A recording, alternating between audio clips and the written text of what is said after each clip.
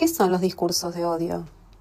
Según Abramovich Gemba Robles, los discursos de odio son expresiones utilizadas para acosar, perseguir, segregar y justificar la violencia o la privación del ejercicio de derechos, que genera un ambiente de prejuicios e intolerancia que incentiva la discriminación, la hostilidad, los ataques violentos a ciertas personas o a grupos de personas por motivos de raza, color, sexo, idioma, religión, opiniones políticas o de cualquier otra índole, origen nacional o social, posición económica o cualquier otra condición social.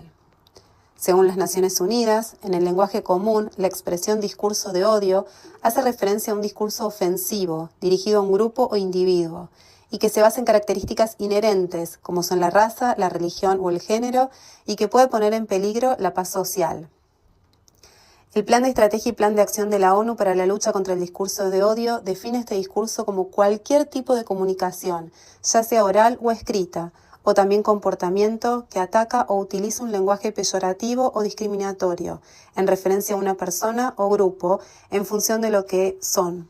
En otras palabras, basándose en su religión, etnia, nacionalidad, raza, color, ascendencia, género u otras formas de identidad.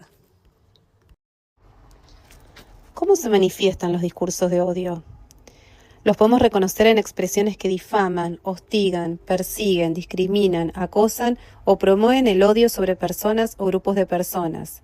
El objetivo de estas manifestaciones puede ser la deshumanización del otro, la búsqueda de un chivo expiatorio a quien culpabilizar por la emergencia de problemas sociales críticos o el intento de negarle a una persona o un colectivo de personas el acceso a derechos por considerarlo indigno de ejercerlos. Si bien es cierto que hay condiciones estructurales que determinan patrones de vulnerabilidad frente a los discursos de odio, clase, género, etnia, los grupos proclives a ser objeto de este tipo de discursos varían en cada lugar y momento histórico de acuerdo a las circunstancias sociales, políticas y económicas. Como dijo Elie Wiesel, sobreviviente del Holocausto, el Holocausto no comenzó con las cámaras de gas, sino con palabras de odio.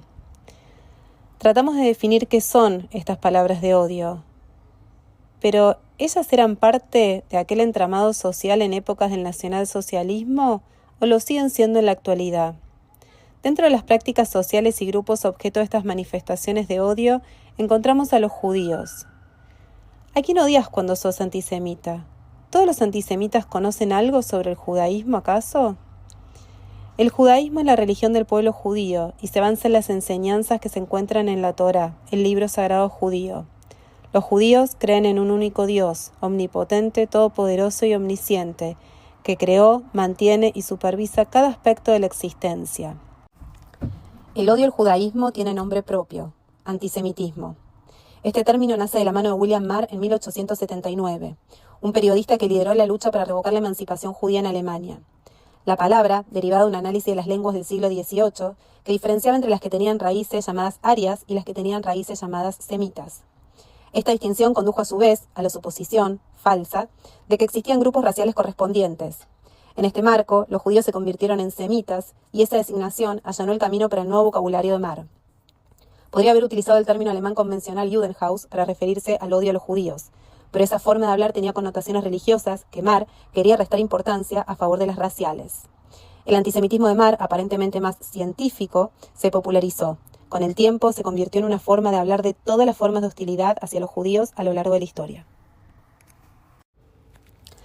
El antisemitismo, una forma persistente de discurso de odio, ha mutado y evolucionado a lo largo de la historia, afectando comunidades judías de diferentes maneras y en distintas épocas. ¿Pero qué lo ha hecho tan duradero y qué formas ha tomado este odio? El antisemitismo no comenzó como lo entendemos hoy. En la antigüedad, los prejuicios contra los judíos estaban ligados a la religión. Durante el Imperio Romano, por ejemplo, los judíos eran criticados por su rechazo a adorar a los dioses romanos. En la Edad Media, los mitos y acusaciones, como el libelo de sangre, se utilizaron para justificar violencia contra las comunidades judías. Estas acusaciones llevaron a masacres, expulsiones y la marginación sistemática de los judíos en la Europa medieval. También mitos medievales como el libelo de sangre llevaron a masacres y expulsiones. En el siglo XIX, el antisemitismo cambió su enfoque. con el auge del nacionalsocialismo y el racismo pseudocientífico, los judíos pasaron de ser perseguidos por razones religiosas a ser considerados una raza inferior. Así es que van a comenzar a utilizarse objetos para medir las narices y los cráneos de los judíos, tratando de encontrar algún sustento científico para justificar que el judío pertenecía a una raza inferior. Este cambio marcó el camino hacia las políticas antisemitas institucionalizadas en el siglo XX. El Holocausto fue la culminación de siglos de antisemitismos, llevado al extremo por una combinación de ideologías racistas, políticas de odio y tecnología moderna. La Europa del siglo XX vivió uno de los episodios más oscuros de la humanidad. Después de la Segunda Guerra Mundial, el antisemitismo no desapareció, pero se transformó, adaptándose a nuevos contextos sociales y políticos. Hoy en día el antisemitismo ha encontrado nuevos espacios para proliferar, especialmente en las redes. Teorías conspirativas como la idea de un gobierno judío mundial o los ataques contra el Estado de Israel como justificación para el odio hacia los judíos son ejemplos de cómo este discurso de odio persiste. Ataques a sinagogas, vandalismo y discriminación continúan ocurriendo en todo el mundo, reflejando una preocupante tendencia de intolerancia y odio. Desde la masacre del 7 de octubre en Israel perpetrada por Hamás, en la que murieron más de 1.200 personas, los partidarios de Hamás y otros actores antisemitas han amenazado y atacado a personas e instituciones judías e israelíes en todo el mundo.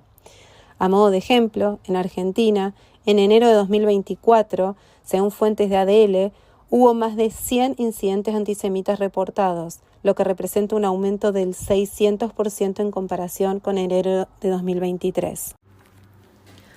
Para combatir el antisemitismo y toda forma de discurso de odio, es fundamental educar, recordar y actuar.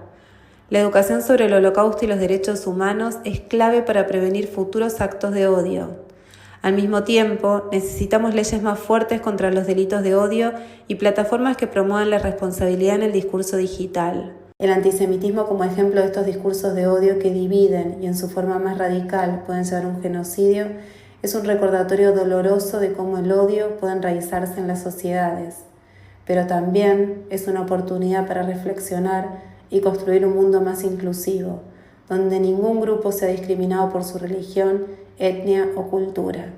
Aprender del pasado es construir un futuro sin odio.